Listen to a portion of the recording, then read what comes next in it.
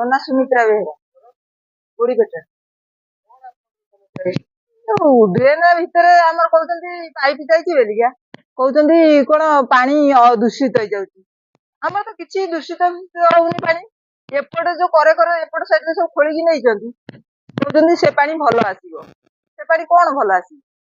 ପାଣି ତ ଯେମିତି ଅଛି ସେମିତି ଅଛି। ଆକୁ ଭଲରେ ରଖିଲେ ଆମେ ତ ଭଲରେ ଚଳିବୁ। ଆଉ ଏମିତି ତ ପଡୁଛି ରାତିରେ ଯେବେ କୋଉ ଗୋଟେ ଯିବାକୁ ଚେଷ୍ଟା କରୁଛୁ ନଉଠି ନାଉଠି ପଡୁଛି ଚାଲି ଚାଲିକି ଯିବାକୁ ପଡୁଛି। 10-15 ଦିନ ହେଲେ ଏଗୁରା ପଇଲାଣି ସବୁ। ଆଉ ଏଗୁରା ଆମ ପଡିପାଡ଼ିକି ଖଣ୍ଡିଆ ଦଣ୍ଡିଆ ହବ କଣ ଆମକୁ କିଏ ଭଲ କରିବ? ଆମକୁ ଭଲ ଲାଗୁନି। ସେ ପଇସା ଖାଇଥିବେ। ପଇସା ଖାଇନାହାନ୍ତି ତ କାମ ଏମିତି କାହିଁ ହେଲା? ଖାଲି ବାଲି ପକେଇ ଦେଇକି ତାପରେ ଇଟା ଚଢେଇଦେଲେ ହେଇଗଲା। ମୁଁ ଭାବୁଛି କାଉନ୍ସିଲର କିଏ ଥିବେ ଆମେ ତ ଭଲସେ ଜାଣିପାରୁନୁ। ଆଉ କାଉନ୍ସିଲର ହିଁ ମତେ ଲାଗୁଛି ସେ ତ କାମ କରୁଥିଲେ ନା। ଆଉ ଏ ଯୋଉ ପଡୁଛି ସବୁ ସ୍ଲାବ ଏ ସ୍ଲାବ ଉପରେ ଗାଡି ଯେବେ ଗୋଟେ ଯାଉଛି ଭାଙ୍ଗି ଯାଉଛି।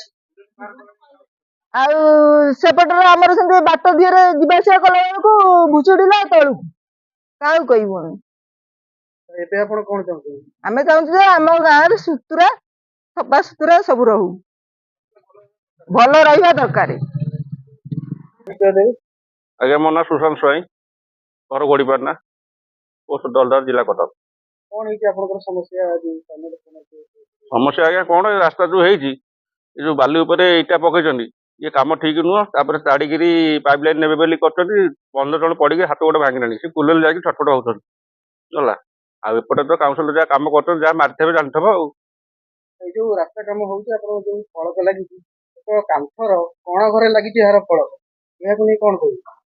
ଫଳକରେ ଆମର କଣ ଅଛି? ଫଳକ ଯେତେ କୋଟି ଟଙ୍କା ହଉଛି ସେପଟେ ଯାଉଛି ସେପଟେ ଆଉ କଣ କରିବି? ଆପଣ ଚାହୁଁଛନ୍ତି ଯେ ଠିକାଦାର ଆଉ କାଉନସିଲର